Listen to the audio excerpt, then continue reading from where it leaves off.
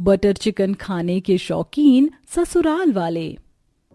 चिंकी बेटा, थोड़ा सा तो खाना खा लो, ऐसे जिद नहीं करते, खाली पेट तुम्हें नींद नहीं आएगी। नहीं माँ, मुझे नहीं खाना। आपने मुझसे झूठा वादा किया था। आपने कहा था कि आज आप मेरे लिए बटर चिकन बनाओगे। आज मेरा जन्मदिन है। आप पहले तो हर दूसरे दिन मेरे जन्मदिन पर बटर चिकन बनाती थी, लेकिन अब तो आपने ना जाने कितने वक्त से बटर चिकन नहीं बनाया है। चिंकी बेटा, तुम्हें तो हमारे घर के हालातों के बारे में अच्छे से पता है ना। पापा का काम कैसा चल रहा है, मुश्किल से तो हम लोग ये 2 वक्त की रोटी खा पा रहे हैं। जैसे ही घर की हालत ठीक होगी, मैं तुम्हारे लिए जरूर बटर चिकन बनाऊंगी। नहीं, आप झूठी हो। आप मुझसे सिर्फ झूठा वादा करती हो। इतना कहकर चिंकी रोते हुए अपने घर से बाहर चली जाती है और आंगन में जाकर बैठ जाती है कि तभी चिंकी को अपने पड़ोस वाले घर से बटर चिकन बनने की खुशबू आने लगती है। अरे वाह, ये तो बटर चिकन की खुशबू आ रही है। चिंकी बटर चिकन की खुशबू का पीछा करते हुए अपने पड़ोस में रह रही मोनिका की रसोई की खिड़की के पास पहुंच जाती है। मोनिका की रसोई में बड़ा ही खुशबू और मजेदार बटर चिकन बन रहा होता है। चिंकी उस बटर चिकन की खुशबू को सूंघ ही रही होती है कि तभी रसोई में मोनिका आ जाती है। चिंकी को इस तरह अपनी रसोई की खिड़की के पास देख मोनिका उस पर चिल्लाने लगती है। तू यहाँ क्या कर रही है? तू मेरा बटर चिकन चुराने के लिए आई थी? रुक, अभी तेरी माँ को बताती हूँ। मोनिका अपने घर से बाहर निकलकर रसोई की खिड़की के पास आती है और चिंकी का कान पकड़ते हुए उसे उसके घर ले जाती है और उसकी माँ को सारी बात बताती है। नहीं माँ, मैं बटर चिकन चुराने के लिए नहीं गई थी। मैं तो बस उसकी खुशबू सूंघ रही थी। अरे लानत है तुम जैसे लोगों पर जो अपनी इकलौती बेटी को बटर चिकन तक नहीं खिला पा रहे हो। कहने को इतना बड़ा घर है और इतनी भी हैसियत नहीं तुम्हारी कि इस बात पर मैं तो इसे छोड़ रही हूँ, लेकिन अगर इसने आइंदा ऐसी कोई हरकत की तो मुझसे बुरा कोई नहीं होगा। पूरे परिवार की बेइज्जती कर मोनिका वहाँ से चली जाती है। ऊपर वाला हमें कैसे दिन दिखा रहा है, हम अपने घर की बच्ची को बटर चिकन तक नहीं खिला पा रहे हैं। ये सब मेरे लालच के चलते हुआ है। अगर मैं लालच नहीं करता तो आज हमें ऐसे दिन नहीं देखने पड़ते। आखिरकार नमन ने ऐसी कौन सी गलती की थी जो उसकी सजा उसके परिवार को मिल रही थी। इतने अच्छे घर में रहने के बावजूद भी पूरे परिवार की हालत सड़क पर रह रहे भिखारी की जैसी ही थी। आखिरकार ऐसा क्या हुआ था, इसे जानने के लिए हमें 1 महीने पहले की कहानी में जाना होगा। वो भाई आ गया गर्मा गर्म बटर चिकन। कितनी अच्छी खुशबू आ रही है इसके अंदर से। भाई मैं तो इसे खाने चला। अब तो भाभी, आपके हाथ का बटर चिकन तो मेरे दोस्तों को भी बहुत पसंद है। कल मेरे सभी दोस्त आ रहे हैं, उनके लिए भी आपको ऐसा ही बटर चिकन बनाना है।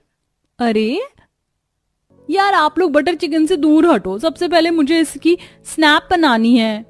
मेरी प्यारी बहना, जल्दी से स्नैप बना ले, मेरे तो मुंह में पानी आ रहा है। यह है सिंघानिया परिवार। कहने को यह एक मिडिल क्लास परिवार है, लेकिन इनका खुद का छोटा मोटा कपड़ों का बिजनेस है। इसके चलते पूरा परिवार बिना किसी परेशानी के हंसी खुशी अपनी जिंदगी जी रहा था। इस परिवार में एक भी ऐसा शख्स नहीं था जिसे बटर चिकन खाना ना पसंद हो। सभी घर वालों को बटर चिकन बेहद पसंद था, जिसके चलते घर की बहू साक्षी आए दिन सबके लिए बटर चिकन बनाया करती थी। ऐसे ही समय गुजरता है और एक दिन, नमन बेटा, एक बार फिर से सोच ले, तू जो करने जा रहा है वो छोटी मोटी चीज नहीं है। अरे पिताजी, आप क्यों घबरा रहे हैं? मैं जो करने जा रहा हूं वो हमारे परिवार के लिए बहुत अच्छा साबित होगा। आप देखना कितनी जल्दी हम सब लोगों की किस्मत बदलेगी। नमन की कुछ पहले ही एक चिट फंड में काम करने वाले आदमी से मुलाकात हुई थी। वो आदमी नमन को पूरा भरोसा दिलाता है कि नमन के लगाए हुए पैसे कुछ हफ्तों में डबल होकर उसे मिल जाएंगे। नमन इसी लालच में आकर अपने कपड़ों की दुकान को गिरवी रखकर उससे मिले हुए पैसों को चिट फंड में लगा देता है, लेकिन वो चिट फंड वाले फ्रॉड निकलते हैं और नमन के सारे पैसे लेकर भाग जाते हैं। घर वालों के पास दुकान छुड़वाने के बिल्कुल भी पैसे नहीं थे, जिसके चलते उन्हें अपनी दुकान छोड़नी पड़ती है। बड़ी मुश्किल से पूरे परिवार के पास उनका एक घर ही बच पाता है। घर का खर्चा चलाने के लिए अब दोनों भाई एक कॉल सेंटर की कंपनी में जॉब करने लगते हैं, लेकिन अपनी इस रोज रोज बटर चिकन खाने वाली आदत के चलते उन सब का हर रोज बटर चिकन खाने का भी मन करता था। क्या हुआ, आप सब अपना खाना क्यों नहीं खा रहे हैं? मेरा तो खाना खाने का बिल्कुल भी मन नहीं कर रहा है। बटर चिकन खा खा कर हमारी जुबान इतनी बिगड़ गई थी कि अब तो कुछ फीका खाने का मन ही नहीं करता। महीने भर से ऊपर हो गया हम सबको बटर चिकन खाए हुए। ना जाने कब हम लोग बटर चिकन खा पाएंगे। ससुराल वालों को यूं हर रोज बटर चिकन की बातें और उसके लिए यूं तरसता देख साक्षी को काफी ज्यादा बुरा लगता है, जिसके चलते अब साक्षी भी अपने पति और देवर की तरह कुछ जगहों पर काम ढूंढने के लिए जाती है।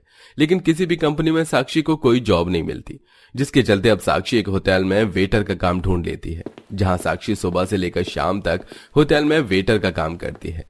वहीं रात में कोयले की प्रेस से अपने आसपास के पड़ोस के लोगों के कपड़े प्रेस किया करती थी।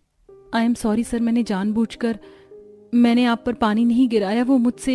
अरे शट अप, तुम जैसे वेटर को मैं अच्छी तरह से जानता हूँ। जानती भी हो ये कितनी महंगी शर्ट थी, अब इसके पैसे क्या तुम्हारा बाप देगा?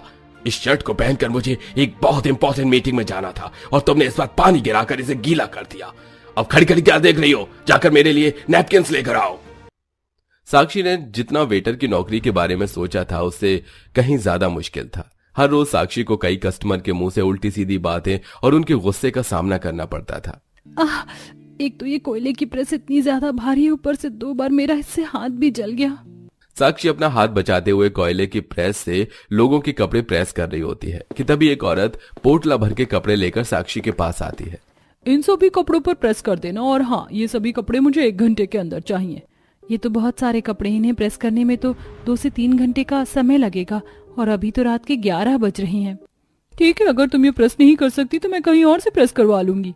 अरे नहीं, आप 1 घंटे के बाद आकर कपड़े ले जाइएगा, मैं प्रेस कर दूंगी। साक्षी रात के 12 बजे तक घर के बाहर खड़े होकर उस औरत के सारे कपड़ों को प्रेस करती है। रोज रोज कपड़े प्रेस करके भी साक्षी थोड़े बहुत पैसे जमा कर पाई थी, जिससे बटर चिकन लाना इतना आसान नहीं था। और जिस होटल में साक्षी वेटर का काम करती थी वो होटल वाले भी महीने की 1 तारीख को ही सैलरी देते थे, और अभी तक 1 तारीख में काफी लंबा समय पड़ा था। ऐसे तो ना जाने मैं कब तक अपने परिवार वालों को बटर चिकन खिला पाऊंगी। प्रेस और वेटर के काम के साथ साथ अब मुझे कोई और भी काम करना होगा। अपने परिवार को बटर चिकन खिलाने के लिए साक्षी अब दिन रात मेहनत करती है। साक्षी अब सुबह सुबह साइकिल से लोगों के घरों में पूजा के लिए फूल माला और न्यूज़पेपर देने का काम करती है, लेकिन ये काम साक्षी के लिए इतना आसान नहीं था। साक्षी कई बार साइकिल चलाते चलाते गिर जाती थी, तो कई बार साक्षी के पीछे कुछ आवारा कुत्ते पड़ जाते थे। इस बार तो इन कुत्तों से बच गई, लेकिन अगली बार क्या करूंगी? हे भगवान, आखिरकार कब तक मुझे ये सब कुछ सहना पड़ेगा? मैं कब अपने परिवार को बटर चिकन खिला पाऊंगी? साक्षी अपने आंसू साफ करती है और वापस लोगों के घरों में न्यूज़पेपर और फूल माला देने का काम करती है। ऐसे ही कुछ दिन गुजर जाते हैं। आज एक कस्टमर साक्षी से बटर चिकन मंगवाता है, लेकिन खाने से पहले ही वो कस्टमर वहां से चला जाता है, जिसके चलते वो बटर चिकन बच जाता है। अरे वाह, ये बटर चिकन तो बच गया। एक काम करती हूँ, उसे घर ले जाती हूँ। आज मेरा परिवार कितने समय के बाद बटर चिकन खाएगा। साक्षी जैसे उस बटर चिकन को पैक करके जाने लगती है कि तभी उस होटल का मैनेजर साक्षी को रोक लेता है। इस थैली में क्या है और तुम इसे कहां ले जा रही हो? मैनेजर साक्षी से छीन लेता है, जिससे वो थैली नीचे गिर जाती है और उसके अंदर रखा हुआ सारा बटर चिकन फर्श पर फैल जाता है। तुम बटर चिकन चुरा कर ले जा रही थी, तुम्हें शर्म नहीं आई चोरी करते हुए? नहीं सर, ये मैंने चोरी नहीं किया, बल्कि कस्टमर ने इसे खाया नहीं था तो मैं इसे ले जा रही थी। साक्षी के बार बार कहने पर मैनेजर जैसे ही सीसीटीवी कैमरे को फोटो चेक करता है तो उसे साक्षी का बेगुनाह होने का सबूत मिलता है। आई एम सॉरी साक्षी, मुझे लगा तुमने चोरी की है। सॉरी बोलने का कोई फायदा नहीं था, क्योंकि वो बटर चिकन तो गिरकर खराब हो चुका था। साक्षी रोने के अलावा और कुछ नहीं कर सकती थी। ऐसे समय गुजरता है और पूरा 1 महीना बीत जाता है, और आखिरकार साक्षी की मेहनत रंग लाती है और साक्षी को उसकी मेहनत की कमाई के पैसे मिलते हैं, जिनसे वो सबके लिए बटर चिकन लेकर जाती है। माँ, ये तो बटर चिकन की खुशबू है, आप हमारे लिए बटर चिकन लेकर आई हो। अरे मुझे तो यकीन ही नहीं हो रहा है कि हमारे घर में कितने समय के बाद बटर चिकन आया है। साक्षी जैसे ही प्लेट में से बटर चिकन को निकालती है तो पूरा परिवार उस बटर चिकन को सूंघने लगता है, और जैसे ही सब लोग बटर चिकन खाते हैं तो उनकी आंखों में खुशी के आंसू होते हैं। मुझे तो लगा ही नहीं था कि मैं जीते जी ये बटर चिकन खा पाऊंगी।